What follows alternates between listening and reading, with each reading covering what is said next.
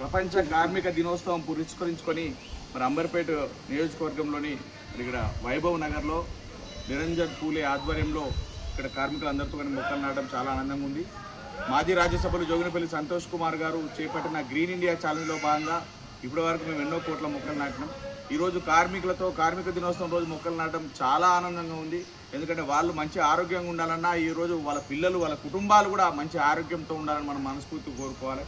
ఎందుకంటే ఎన్ని వేల కోట్లు పెట్టి పరిశ్రమలు పెట్టినా ఎంత తెలివి ఉన్నప్పటికీ కూడా మరి కార్మికులు లేకపోతే ఆ పరిశ్రమలు నడవవు.